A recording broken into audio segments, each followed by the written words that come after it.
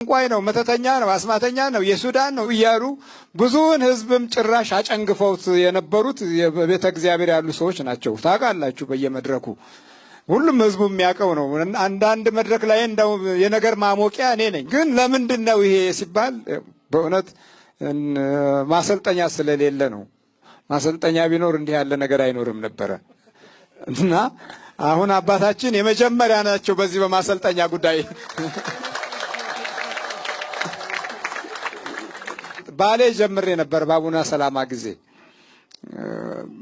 በጣም ቆንጆ ፕሮግራም ነበረን።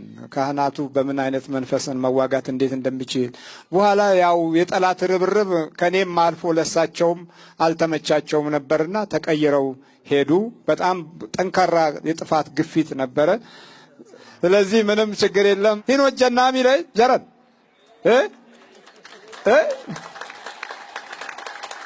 ወጁማ ታኔ ኑማ ወጀና ወማ ገለን ዋቃን ሀጋዩ ረቢን ሂንቶልፈት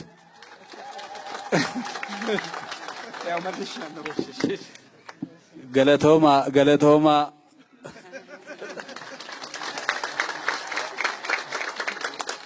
ዋቀዮ ስናጅራችሱ ኑጅራዳ እግዚአብሔር አቆይልን።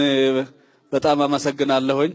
እግዚአብሔር ክብር ይስጥልን። ከዚህ የበለጠ ጸጋውን በረከቱን ያብዛልን።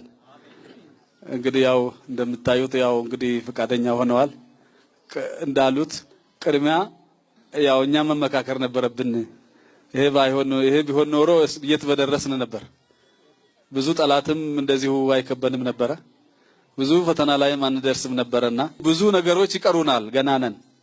እናንተ ቅድም እሳቸው እንዳሉት እናንተ ቀድማችኋል፣ እኛ ግን ወደ ኋላ ነን ያለነውና አሁንም ቢሆን ካሰብንበት ቅርብ ነው፣ ምንም አይደለም። እግዚአብሔር ዛሬ የእግዚአብሔር ቀን ነው፣ የእግዚአብሔር ዕለት ነው ማለት ነው። በጣም የሚያስደንቅ ስራ ነውና እግዚአብሔር የተመሰገነ ይሁን። ከዚህ በፊት ብዙ ፈተና ማሳልፈናል።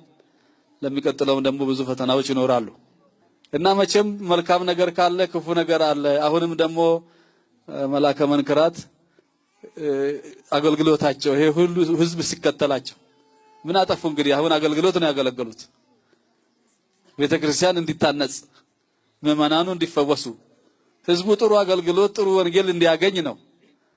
ይሄንን ስል ደግሞ ወደ ሌላ ነገር ሊተረኩሙት ይችላሉ። የፈለገውን ይሁን፣ ችግር የለም። በዛ እኔም የፈራበትም ምክንያት የለኝም እና ስለዚህ ጥሩ አገልግሎት ነው እየሰጡ ያሉት። ታላቅ አባት ነው። የእግዚአብሔር ጸጋ ነው። አሁን የእሳቸው ጸጋ ለኔ ይሁን ብል እኔ መሆን አይችልም። የአንዱ ጸጋ ወደ ሌላ መሄድ አይችልም። ይህ ከእግዚአብሔር የተሰጣቸው ጸጋ ነው። ማንም ደግሞ ሊወስድባቸውም አይችልም። ስለዚህ ይሄ ነውና ባይሆን እኛ ተስማምተን አንድ ሆነን እምነታችንን የምናሳድግበት ምዕመናን ህዝቦቻችን ልጆቻችንን ሰብስበን አገልግሎት የሚያገኙበትን መንገድ መርሃ ግብር ዘርግተን መስራት ነበረብን። ስለዚህ አላደለንምና አሁንም እንግዲህ